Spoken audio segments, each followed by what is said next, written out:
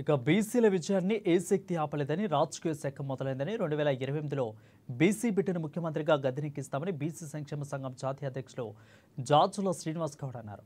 బీసీలకు టికెట్లు ఇవ్వకుండా విస్మరించిన రాజకీయ పార్టీలతో తమకు పని లేదని, బీసీల సత్తా ఏమిటో తడాఖా ఏమిటో చూపిస్తామని సవాల్ విసిరారు.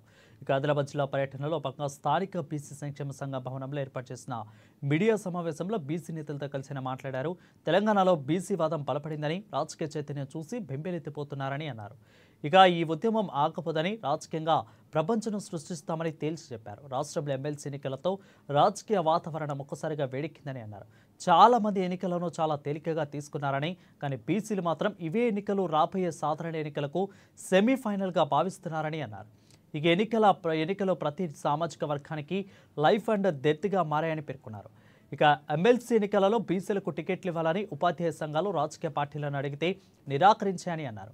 అందుకే వాటితో తమకు పని లేదని అన్నారు. ఉపాధ్యాయ పట్టభద్రుల ఎమ్మెల్సీ ఎన్నికల్లో తమ బీసీ ఎమ్మెల్సీ అభ్యర్థులను గెలిపించుకుని ఐక్యతను చాటుతామని తెలిపారు.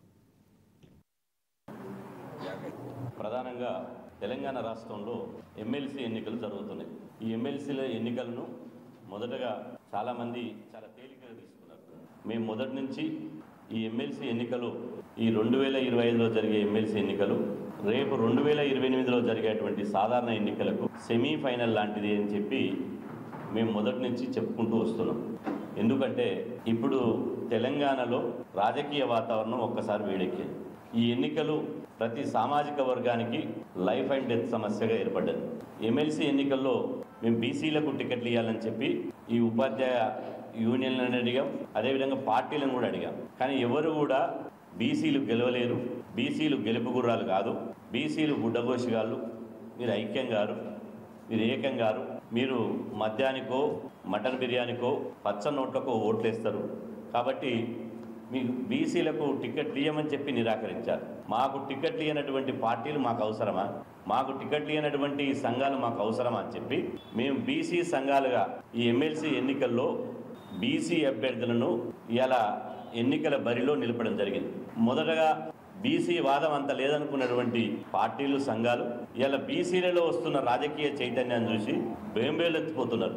ఇక ఆగదు. ఇప్పుడు తెలంగాణ రాష్ట్రంలో బీసీల రాజకీయ శకం ప్రారంభమైంది. బీసీలు రాజకీయంగా ప్రపంచం సృష్టించబోతున్నారు. బీసీల విజయాన్ని ఏ శక్తి ఆపలేదు. 100% ఖాయం.